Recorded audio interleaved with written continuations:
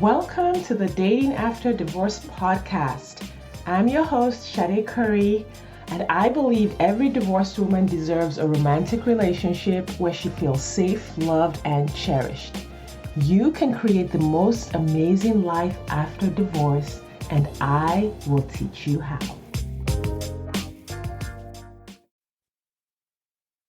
Hello, welcome back to the Dating After Divorce podcast. I hope your 2023 is turning out to be amazing. I am spending the early part of the new year, January, in Miami, vacationing with my husband.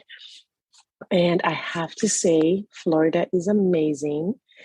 This sun, this 70 plus degrees, 80 plus degree sunshine, blue skies in the middle of winter is just so amazing, so healing. We have been spending time with my sister-in-law.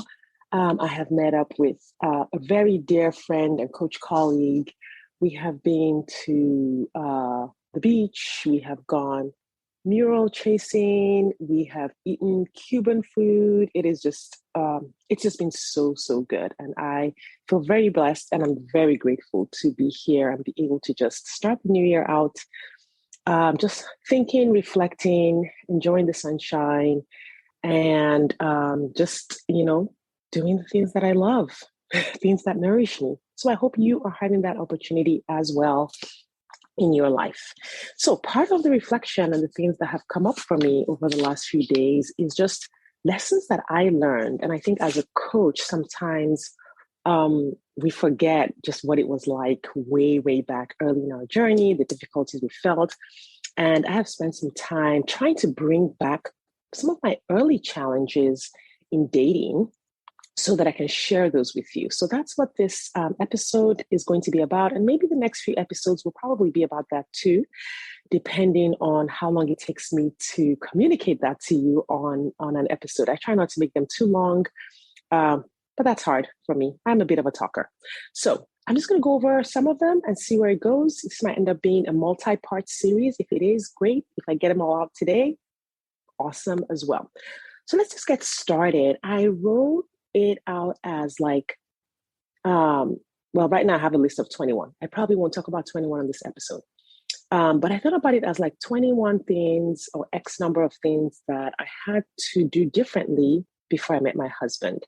And I went over just from the first moment I decided to date, from the first moment I got on a dating app, things that happened and what I changed along the way in order to have success. So I did come to the dating process with some natural strengths, right? I'm an extrovert. I enjoy being with people. I don't have a lot of social anxiety, although at the time I did have lots of insecurities, internal insecurities. But looking from the outside in, you might not have noticed at the time that I had those insecurities. So you might come with a different set of strengths to the dating journey. And with all of my clients, we start there. I start by, and usually we do this on the consultation call. I'm usually able to identify the strengths that they come with. And so then we know what needs to change in order for them to close the gap in their relationship journey. So I came with some strengths. I was comfortable talking to men. That was just not a big problem for me. I didn't have a lot of experience during my marriage doing that because marriage you tend to change your social circle. So I was a little bit rusty, but I did study engineering in college. There was like 10 girls to 300 guys. We didn't take any nonsense from the guys. So that was a strength that I came with. I know my clients who have brothers tend to have that strength as well, just comfort interacting with men. So that's a strength that I had. I'm an extrovert, so I came with that strength as well. I had some confidence, so I came with that strength, but then I also came with a whole lot of things that needed to change, things that needed to get better.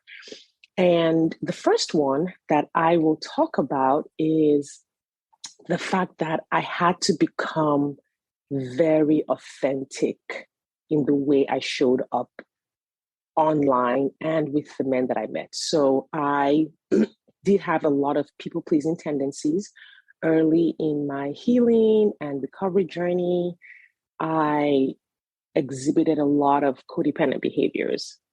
And of course, codependency can mean a lot of things. So we won't go too deep into what that looked like in my life or, before I started dating in my divorce. I do that work with my clients as well, identifying some of these behaviors that they still had that are hold over from their marriage or from their childhood. So I definitely had a lot of people pleasing tendencies. I also, I think, didn't really understand just the pressure that's put on women to make relationships work. And this is a huge scenario. If you have listened to my podcast episode, I forget what number, but it's titled Why Dating Feels Terrible and What You Can Do About It.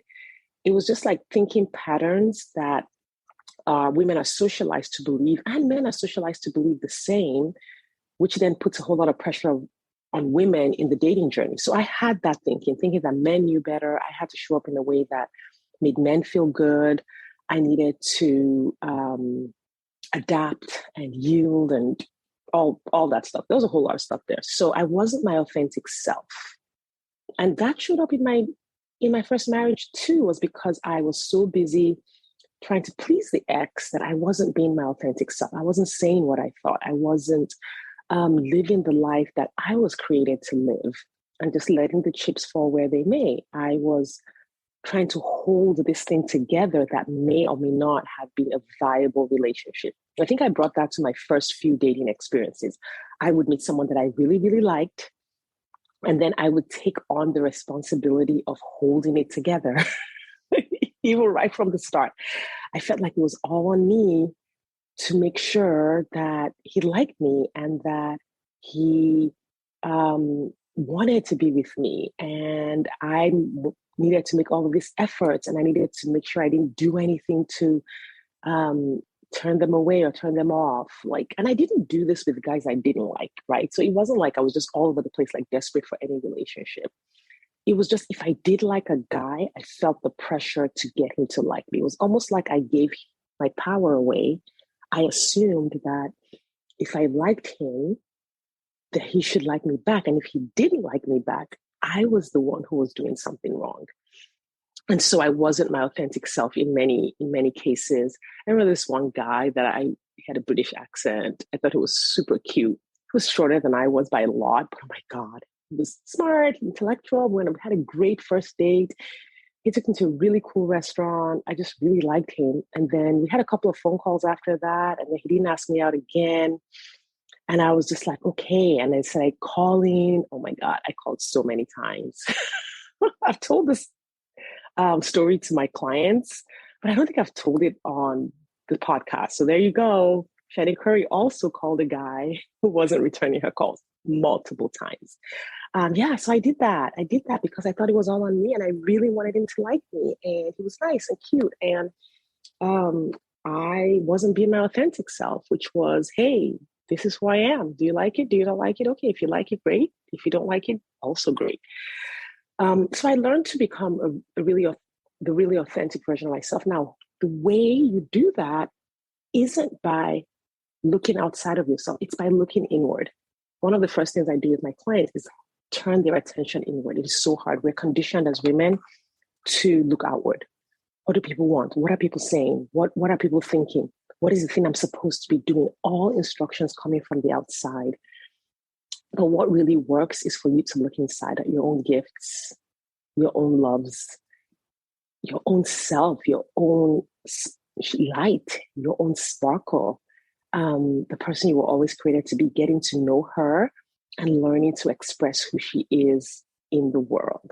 And that's a whole process, but I learned that both through coaching, and I was coaching on different things in my life, through therapy, through reading, and just focusing on myself, like really focusing on myself. And so if that's something that you feel like, okay, I need to, work, I need to do that, just jump on my email list. And I have emails that I send out about that. I have a couple of free courses on that.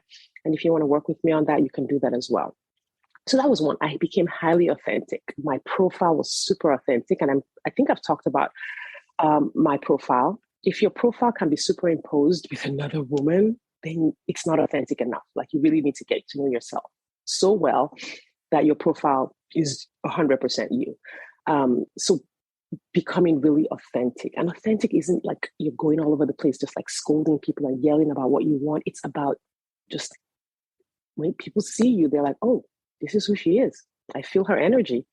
And that energy is the same wherever you are, inside, outside, whatever scenario you're in. People experience you the way you really are. It's a journey. It's a journey for sure.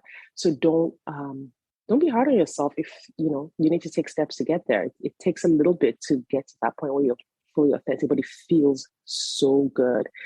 You no longer spend any energy overthinking things and overthinking how to do things and how you should be and how you should show up. You can just relax and step into the world exactly as you are, knowing that you are safe, you are loved, and you are amazing just as you are.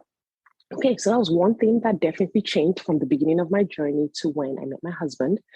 The second thing that I learned to do was asking for blind dates through my network. That was not something that was easy for me in the beginning. First of all, coming out of the divorce, I had lost a lot of community, which was a good thing. It turned out to be a good thing. I was not in healthy community.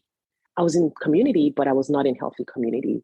The community I was in was very dogmatic. It was very rules-based. I could not be my authentic self. There was no way to even explore being who I really was and who God had called me to be in that environment, because the environment just signaled who you were supposed to be. And this wasn't just my religious environment. It was also my family of origin environment. My corporate environment was also had this messaging about who I was supposed to be. And I was very much trying and succeeding. Actually, I was very successful in all of these scenarios, being very successful at showing up at what I was supposed to be for other people. So in my corporate environment, you were supposed to be a certain way. People kept telling me every day what I was supposed to be. Fingers were always pointing, and I was always like, okay, how high do I need to jump? In my first marriage, there was a lot of messaging about who I was supposed to be. And if I wasn't that, I didn't show up in the way that people liked, then I was a problem. My religious environment, the same thing. My geography where I live. And I think this is the same for everyone. I don't know that there's anywhere in the world by default that doesn't message to women, this is what you're supposed to be. And I didn't really have a problem with diet culture. My body frame is naturally slimmer, on the slimmer side, just genetically. So I didn't have that pressure on me, but I had other pressures. And I think sometimes we underestimate just how much pressure is put on women to show up in a way that is other than who we are. So where was I? Okay, community. So yes, I was in all the communities that I was in were all communities that I joined or I was a part of because of who I was. So it wasn't their fault per se. I was programmed to show up in those ways by my family of origin. So then I just naturally sought out other communities that treated me like my family of origin had treated me.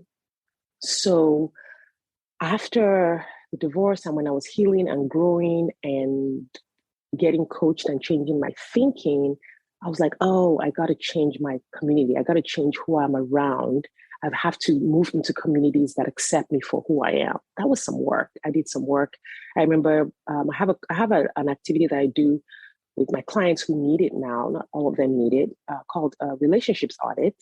And every Sunday night, I would edit my list of people that I had come in contact with, either people who'd reached out to me or people that I had reached out to, places I had gone, who I interacted with.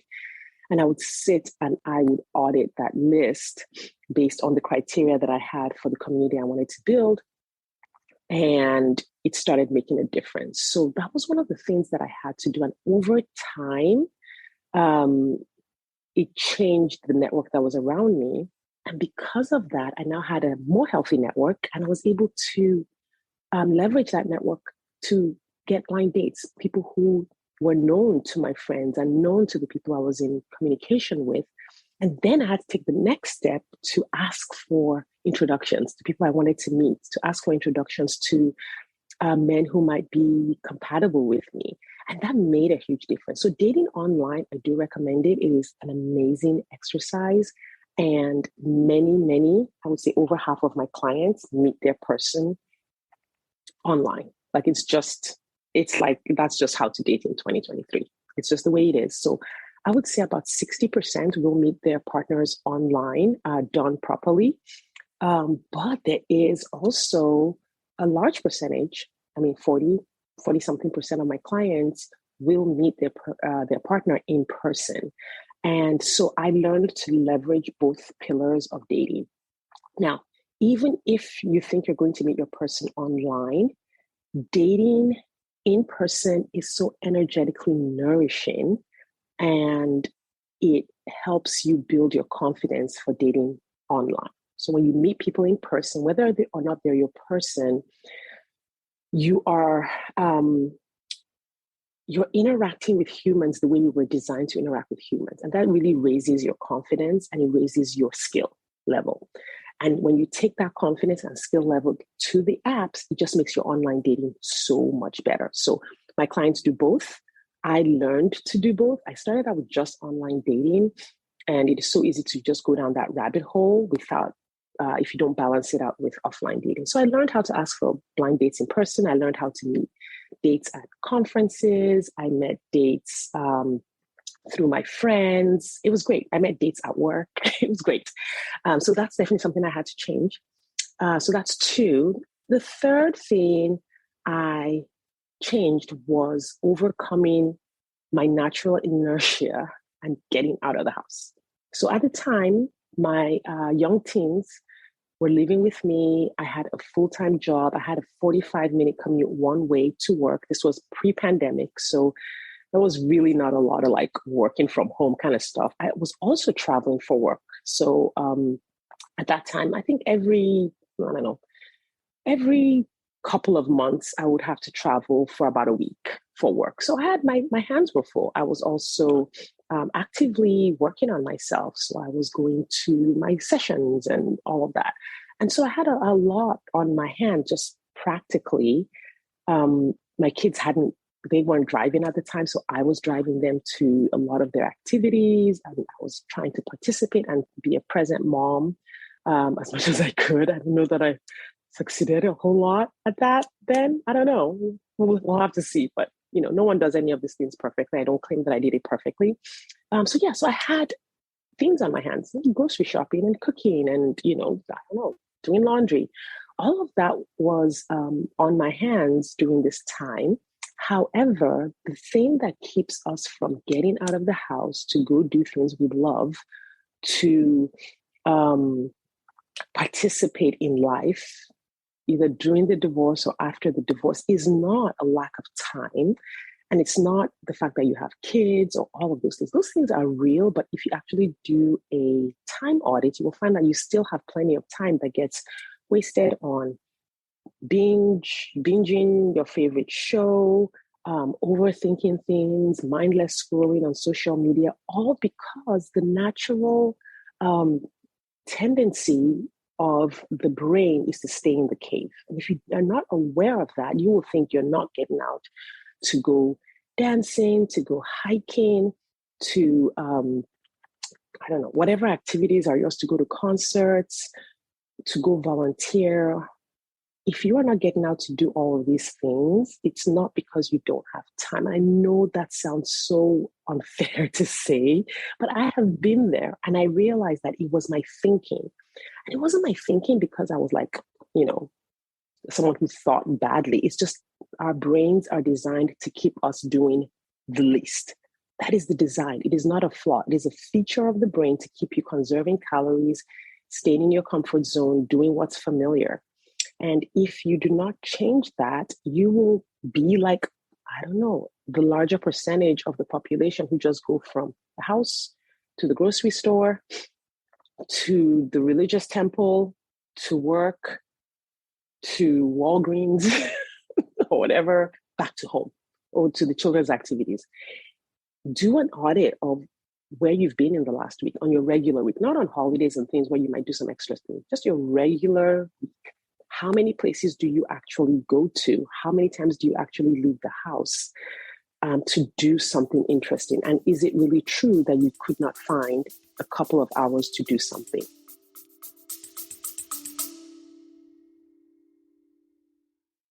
Do you wonder exactly how divorced women just like you are meeting eligible men who want a real relationship and a commitment? They're doing it by dating with their core values.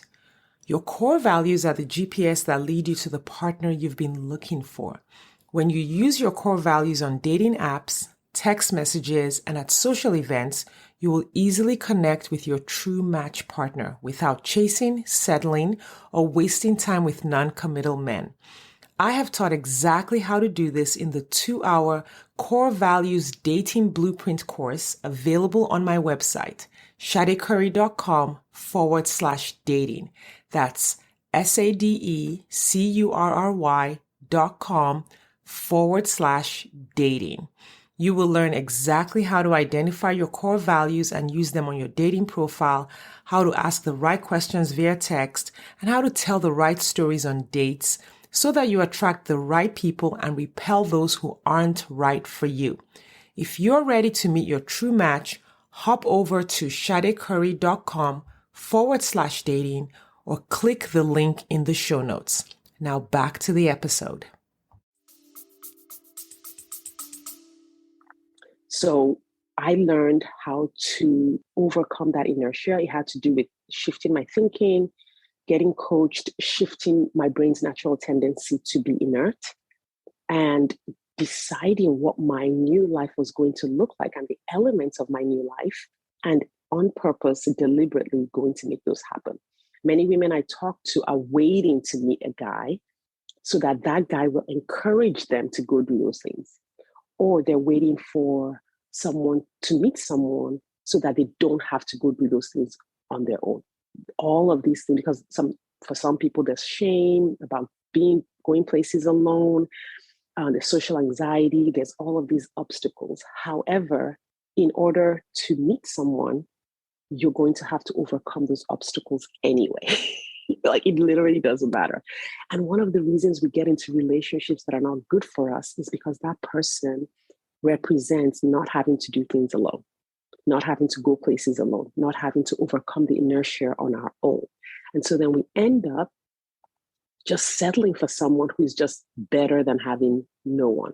And that's not good. That's how we end up in these 6-month relationships that turn out badly, year-long relationships that turn out badly. So that's one thing I had to do. I had to figure out how to get out of the house. And you don't want to do it in a way that burns you out, in a way that stresses you out. You want to do it in a way that is emotionally nourishing. And this is where coaching can help. This is where I can be of a help to you. If this is something you need to do, book a consult call with me. Let's talk about it. Let's talk about the thinking and the emotional challenges you're facing that are keeping you from getting out and doing these things. All right. I'm going to talk about one more thing, and then I'll do another episode and go through the others. The fourth thing I had to change from the beginning of my dating journey to when I succeeded and met my husband was holding belief and seeking out the highest standard of relationship. So I wasn't seeking out the highest standard of relationship in the beginning. We had to do a lot with like fairy tale thinking. I thought, la-di-da, I'm going to get on this app and it's going to be a cute guy. He's going to ask me out and it's going to be great. No, that is not what happened. That is not what happened at all. I got on the apps and I had the same experience you all have. All kind of weirdo guys, all kinds of stuff. Like, there were all kinds of things that happened. And I think initially, for sure, I didn't hold my highest standards, right? Initially, I still had the residue of the standard of relationship from my first marriage and other relationships that I had still playing around in my brain. And it took time and it took work and it took coaching for me to really key in on the fact that I desired a relationship that was going to be effortless. And when I say effortless, I don't mean I didn't have to do any work, but it wasn't going to be a struggle relationship. It wasn't going to be a relationship where there was all this toxicity that I was going to have to be dealing with. No, it was going to be a relationship that was healthy, that was nourishing. And then when we did have work that we needed to do, it was the work that mature adults have to do, not always baby work. Now, initially, I did tolerate some relationships that were not like that because, they were cute, they were there. I don't know, like they were just some relationships that was like, I didn't have the thinking that I have now. And I think when I teach on the podcast and I'm teaching my clients, it's easy to think that I never experienced what you did. I did. I just learned. And now I teach you what I've learned so that you can go faster.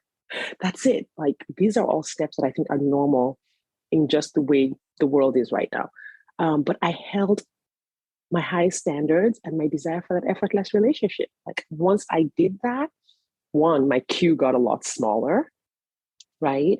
And if your queue gets 100% empty, you might be being too picky and trying to protect yourself by building up walls. There's a nuance to this particular principle. But when I learned to hold high standards, I would go on a first date and I'd be like, oh yeah, nope, you've already showed me what I need to know, and this is a no.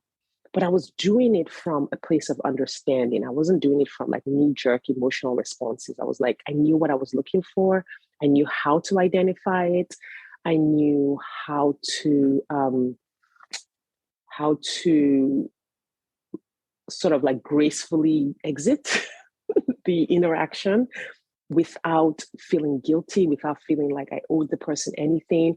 There are a lot of roadblocks in our thinking that keep us in these relationships or keep us going on a second date and on a third date with someone that you should not go on a second or third date with. And it was something I had to learn along the way, holding that high standard, believing that that effortless, loving, nourishing, long-term, healthy relationship existed and knowing how to identify it so that I could move more and more towards it. Okay, so those are the first four things that I had to change in my dating journey. And if any of those resonate with you, if those are things that you're like, oh yeah, I need to change those, I need to heal those, I need to work on those, I want to invite you to book a consultation call with me. Like, let's talk. My consultation calls are free for now. And you can jump on my calendar and you can spend about 30 minutes or so talking about what's going on to identify your strengths, the strengths you already come with that are going to help you in your dating journey, and then the areas that you need to tweak so that you can put it over. And then this dating thing doesn't have to go on for years and years and years. And you can meet your partner in 6 months, right? And for those of you who have not started dating at all, jump on a consultation call with me, right? Like healing, you need to heal, but you're not going to heal forever. And there's some things that you're going to need to heal that you won't know you need to heal until you start dating. And I can help you with that. Like I can help you date in sort of this safe container where you have my eyes on your journey so that if something does start to go wrong, I can help you identify that. I can say, hey, here's what I'm noticing based on having worked with hundreds of women. I can tell that this might be happening. What do you think? Let's work on that. Here's an exercise that will help you with that. Or here's how what I'm hearing you in your thinking that isn't going to serve you or that might cause this problem down the line. Let's work on that thinking. Let's shift that. So I want to invite you, if you have been following this podcast for a while, your next step is to book that free consultation call with me so that you can move into action, so that you can move into making the relationship you want happen. The consultation call is a judgment-free zone. I have heard it all. Okay, at this point, I have pretty much heard it all. So you're not going to tell me anything that's going to be like, oh my God, what in the world, right? Like you said, we've all been there. This is one of the things I've tried to do in my audience is create a safe space for divorced women because we have some unique challenges, right? And if I haven't been through it, I promise you I have a client who's been through it. Or I've done a consultation call with a woman who has been through it. So you are safe. This is a safe place. Let's talk about what's going on with you. And I'll walk you through my process and so that you can see if this is the process that you want to use to move your dating journey forward. All right. Thank you for your time and attention today. If the sound on this was kind of weird, I apologize in advance or at the end because I don't have my regular equipment, but I really did want to get this podcast out to you. Okay, I will see you in another episode talking more about the things I needed to shift in order to date successfully and meet my husband. I hope you have an amazing rest of your January 2023, and I will see you next time.